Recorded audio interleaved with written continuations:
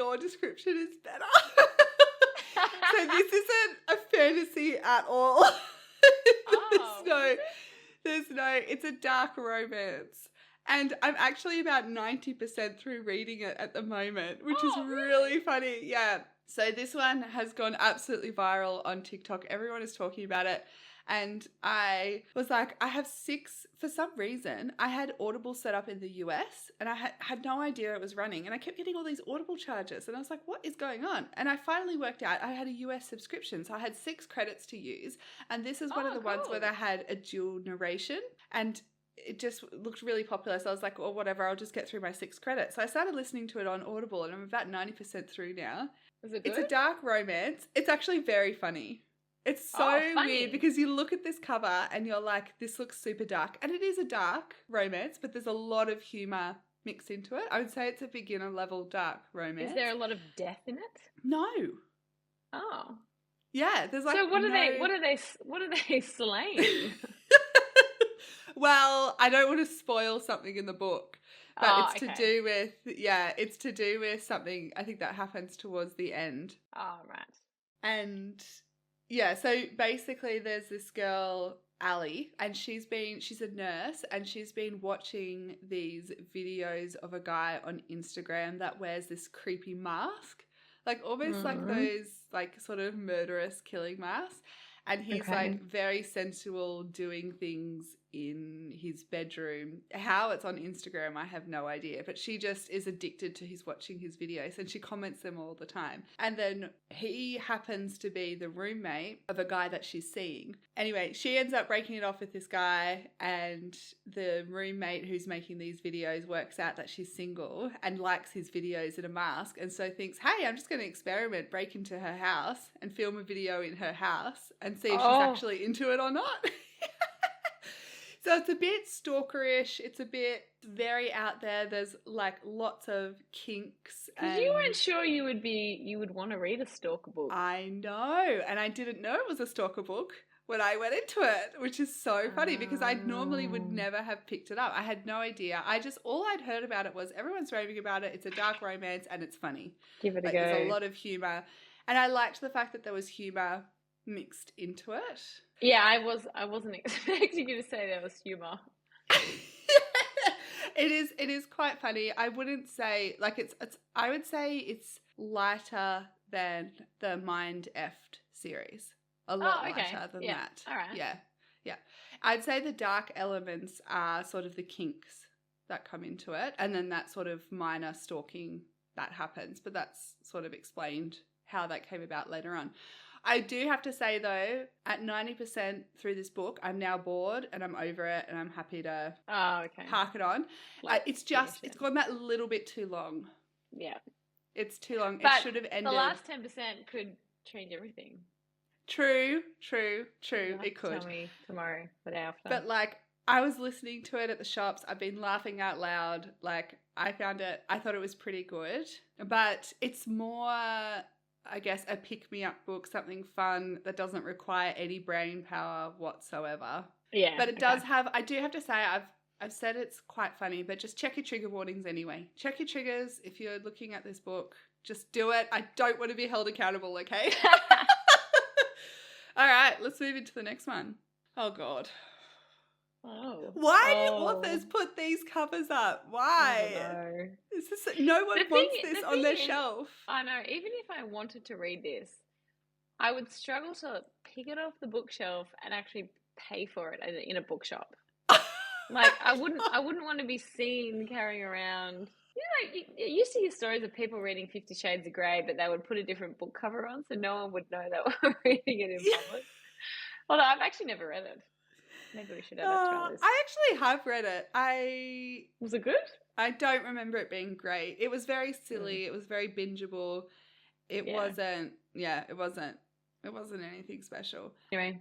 So I'm going to say this is a cowboy romance. He looks a bit like a cowboy. That looks a bit like a hat at the top. Is that shadow a hat? Oh, maybe it is. I don't know. I don't know. I feel like he's tilting his hat down a little bit there. We've got a lot of muscles. He's posing. He's really I don't know if he's wearing pants. So I'm going to say this is pure smut, sort of like what you said before. I'm going to say it's a cowboy romance, but it says love is salvation, so it's got the happily ever after. Maybe he's a bull rider, and that's why he's like, maybe he's on the back of the bull going like this. I don't know. But shirtless? Would you ride a bull shirtless? I don't know. Oh, I doubt it. Only for the book cover. It also says USA best-selling author, so I feel like this would actually be quite good. If it's a best-selling author, surely it's like a really good bingeable cowboy romance is what I'm going for. Maybe the girl, I feel like a lot of cowboy romances are set in a small town setting as well. So there'll be some girl who is used to the city life and for some reason she's had to return home to this small town and she bumps into the local bull rider and they don't really like each other at first, but then they come around and he's sort of the prince bull rider. But then it says the stray prince, so maybe he's known for having affairs with other people or wandering off somewhere, but maybe she's the one and he discovers true love and they have their happily ever after. That's my guess. Well, I don't think it's got anything to do with bull riding, but let's just see.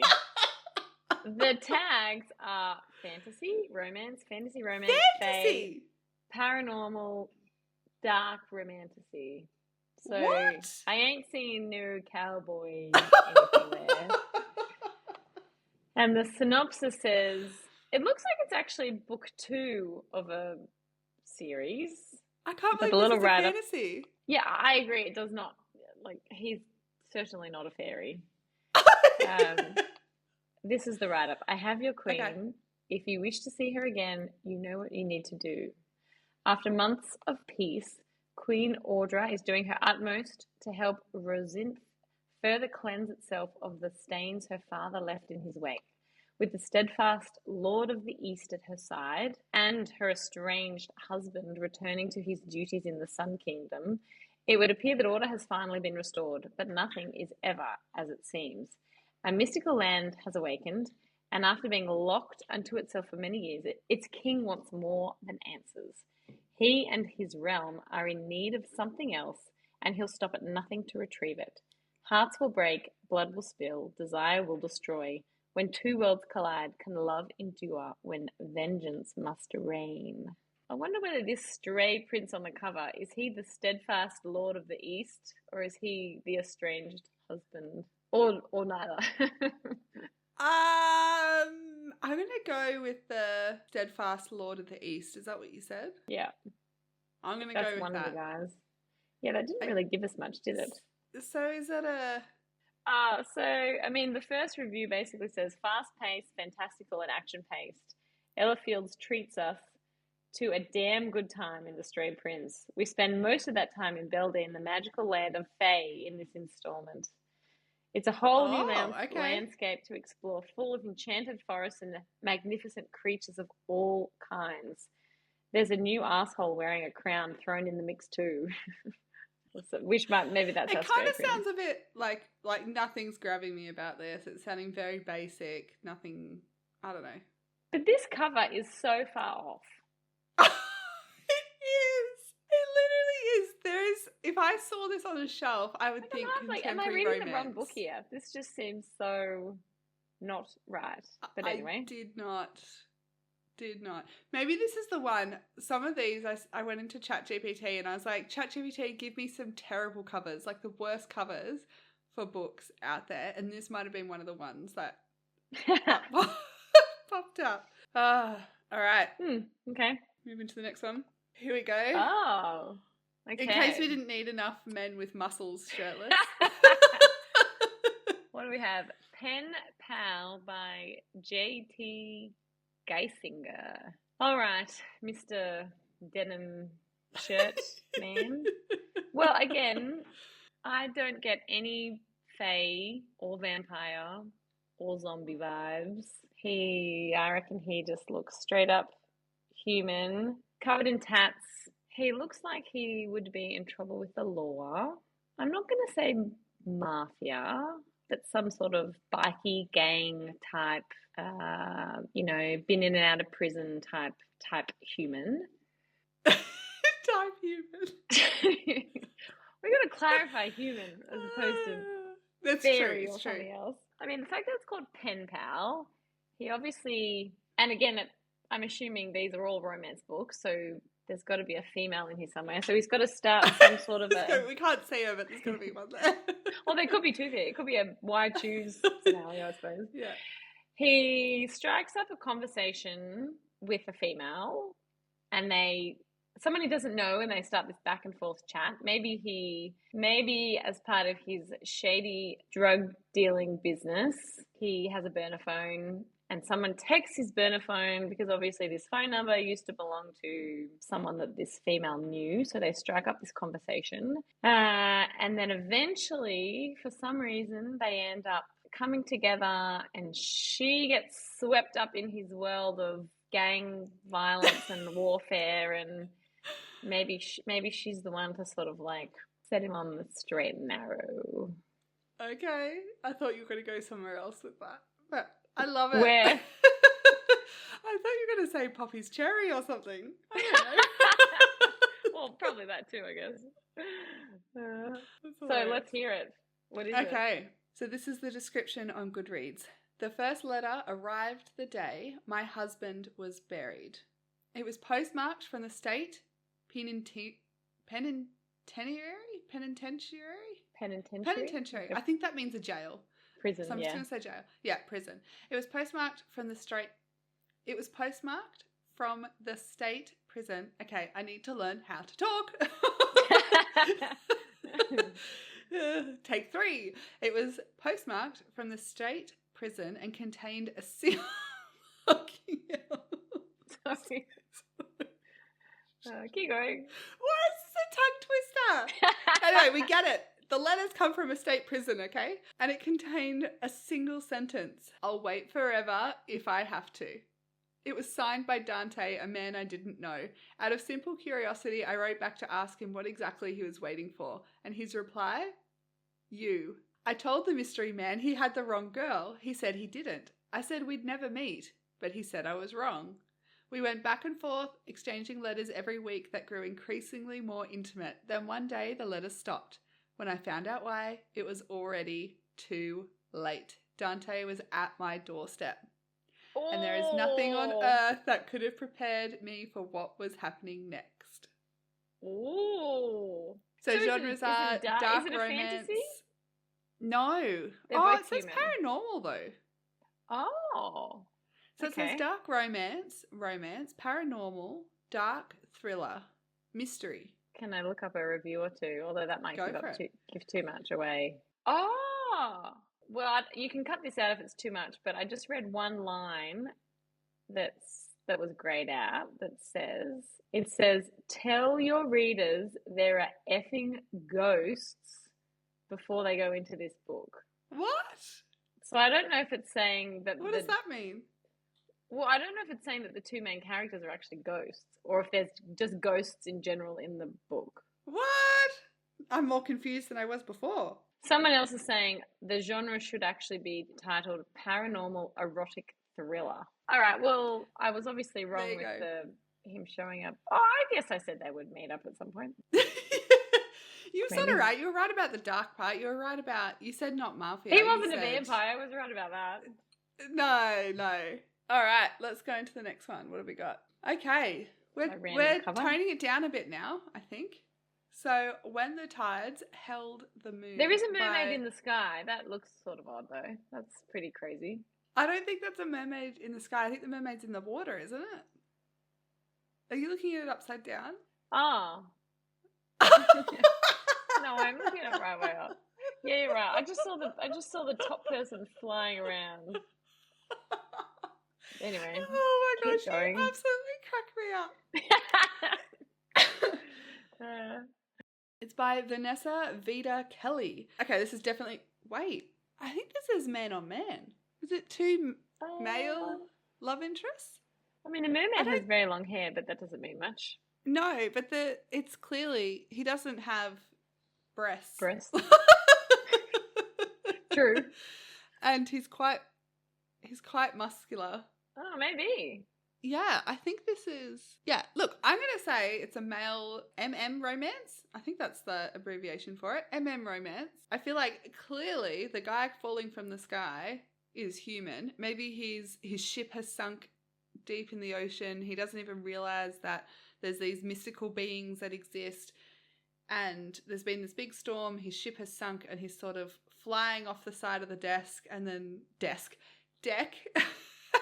lands in this merman's arms, and they're embracing, and maybe the merman saves his life and he goes on this lifelong hunt to find the merman that saved his life, but also doesn't want to reveal his secret as well, because perhaps people don't know that mermen and mermaids exist. Then it says held the moon. I wonder what the moon has to do with it. Maybe it was the middle of the night, but then it doesn't look very stormy.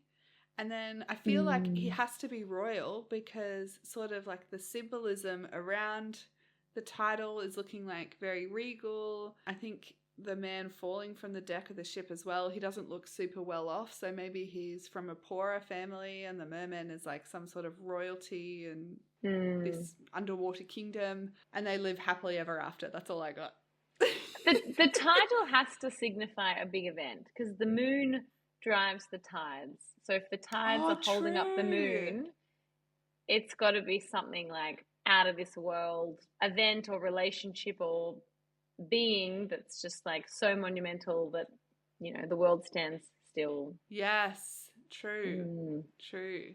Okay, do you want me to read? Yeah, go for it. Benny knows an orphaned blacksmith in 1910 New York City can't call himself an artist. But the ironwork tank he creates for famed Luna Park astounds the eccentric sideshow proprietor. He invites Benny to join the show's eclectic cast and share in their shocking secret. The tank will cage their newest exhibit, a live merman stolen from the salty banks of the East River. More than a mythic marvel, Benny soon comes to know the merman Rio as a kindred spirit, wise and more compassionate than any human he's ever met. Despite their different worlds, what begins as a friendship of necessity deepens to love, leading Benny's heart into uncharted waters where he can no longer ignore the agonizing truth of Rio's captivity and his own. Releasing Rio could mean losing his found family, his new home, and his soulmate forever. Yet Benny's courageous choice may just reveal a love strong enough to free them both. Wow, that actually sounds really romantic. Yeah, that's quite cute. Yeah. I wonder where that was going for a while with Coney Island and a tank and... Yeah. Oh, actually, it gets like... I mean, it hasn't had very many reviews, but it gets 4.4. That's pretty high. But only from 600 reviews. When was the book published, does it say? Only April 2025. Oh, so it's a new release. Yeah. There you go. 29 April. So, I mean, barely anything. It sounds very romantic. Looking at this cover, though, I wouldn't automatically think to pick it up. No, I would. Looking at the me. cover, it looks like a very old... Well, and I suppose it's supposed to look old because it's set in 1910 New York. Yeah. So I guess that was deliberate. Yeah, wow. Okay. We could put that on our list for... So what are the tags for it? A fantasy, romance, LGBT, historical fiction, queer, romantasy, historical. Okay. Might have to add it to the list. All right. Are we on the last one now? Lucky last. I think before our honourable mention, we're on the last one. All right. Wow, here we go. Okay. Where Shadows Meet by Patrice Caldwell. And what does it say at the top? 2 romances, 1 devastating destiny? Yeah, that's it. Okie dokie. Well, we have a big white wing, so there's certainly some fantasy elements here. There's some, what I think is like blood dripped along the bottom of the feather, is it? And a claw or a vine of some sort, like restricting the feathers. So I'm going to go with, there's some fae beings here, and they're fae with wings. And we love a fae with wings. We do like a fae with wings, don't we? But I wonder what the red is, unless there's a vampire too. We haven't I think I've guessed vampire for many books, and we haven't had a single vampire yet. But this poor white feather is like so beaten down by blood and thorns and entanglement. She is captured. I'm assuming it's a she. This fey female has been captured, and her either like her wings have been damaged or her freedom has been cut off. So she's literally a damsel in distress, locked in a tower, or all of her family has been murdered, or she's all alone, and she, for whatever reason, is trapped and she cannot free herself from where she is. And at some point, she will either get the strength or the motivation. I'm not going to say some male fae is going to come and save her. I think she's going to kick ass and get out of there on her own. But she will probably require a little bit of help along the way from someone who she doesn't really want help from, but they will eventually fall in love and they will have a mate bond. Ooh. What do you think? I love it. I love it. I don't know anything about this book. Let's look it up. And you know what? If there are vampires, I'm going to be like, I told you. Even though I didn't even talk about the vampires. Oh, it is a vampire fantasy. As soon as I open it up. Dark and thrilling romantic debut vampire fantasy that questions what it truly means to sacrifice for love. All right. Wow, this is a fae big... too? Because I went down the bloody fae path. Stupid fae. Let's see. Once long ago, a girl named Favra, so not Feyre, but Favra, that's like with a V. That's a bit close for comfort. Sacrificed her wings for love. Thena, the young goddess she so willingly gave them up for, sacrificed that same love for power. But everything has a cost. Favra never got over the loss of her wings, and Thena's choices led to a life of eternal night, and later their destruction. Favra has bided her time ever since, waiting for the chance to resurrect the girl she loves, who turned her into a creature she hates. Ooh. Yeah, she's in love with a girl. Cool. I don't know why I was so excited by that.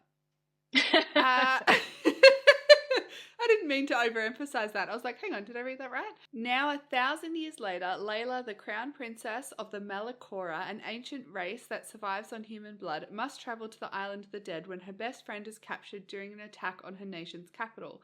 Along with Nadja, a fierce, beautiful seer, and the last person she expected to help her, Layla forges down a dangerous path intent on saving her friend. But nothing is as it seems. The closer she gets to her goal, the more she risks awakening an ancient evil and destroying everything she holds dear. So Layla is not connected at all to Favra. No. Okay. Yep. I think it's two separate stories running side by side. Is what I'm getting. So we've got fantasy, maybe they come together in the end. We've got fantasy, vampires, young adult, romance, lesbian, LGBT, paranormal, and I think that's it. What ratings does it get? 3.2. I probably wouldn't read it. 600 reviews. Yeah. Oh, is it newish? Oh, yeah. I don't know. How do I first publish? It usually says down the bottom. So it's new. Oh, this year. Yeah, okay. 1st of April. But look, honestly, I really struggle with vampires. So unless it's got an astounding rating, I'm probably not going to pick it up. I don't have a good relationship with the old vampires. What was the vampire, those two books we read? Serpent and the Wings of Night. That's right. And Ashes in the Star-Cursed King. And I actually quite liked the first one. And then the second one just got very over it and very bored. Yeah. Do you know what? There's a novella between the two, and everyone says it's like a 5-star novella. Like, no one rates novellas highly, but that's like the best novella of all time. So I'm a bit annoyed that I didn't read the novella in between. I didn't even know about it. About the same characters? Or... I don't know. I don't know if it's about the same characters. But it's like, it's in the same series, like the same, it's just in between those two books. So I don't know. I still don't think I'll pick it up though. I just didn't love it. All right. So we have an honourable mention. Okay, before we wrap up, we have to give an honourable mention to a book that we both read and loved. This is none other than Quicksilver by Callie Hart. This book is so good. It's fast-paced, unputdownable, great side characters. Actually, probably some of the best side characters I've ever read. The humor, enemies to lovers, all of it. But the cover, It's so bad. it does not do this book justice. If we had judged this one by the cover, I don't think we ever would have picked it up. And that would have been a tragedy. Totally. I actually don't love having this one on my shelf to the point where I want to get a different edition that's being released at the end of the year just because it looks a lot better than this. I really loved this book, but this cover is terrible. You just put it in between two other books and you don't ever have to look at it. What was she thinking with this cover? No, I shouldn't say that. We love this book. We adore this book, but it's just like... What do you hate the most about it? The tear or the fact that he looks like he's 14? He looks like 12. He's like holding his neck like he's got some sort of kink, and then he's got this like silver tear coming down his eye. He looks like he's forcing an angry face, like he's pouting on purpose. Yeah. And then it's just it probably beats some of the other covers we've looked at today, but that is not hard. So here's our little PSA. Do not skip a book because of its cover. Ignore the cover. Trust the besties. And if you like the sound of the synopsis, then read it. Quicksilver is a prime example. This episode was purely some fun. That was fun. It was. I had a good time. It was a lot of Which one were you most surprised by? Do you even remember?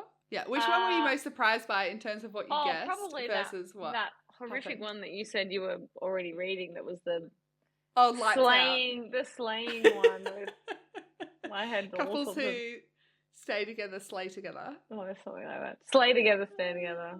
Like, they're actually quite hard to guess just looking at the cover for most of them. I thought you did really well. You got some... I didn't get a single one right. Yeah, but I feel like I think you might have given me easy books. Like, the ones I guessed were ones where you could see the shadow powers off the dude.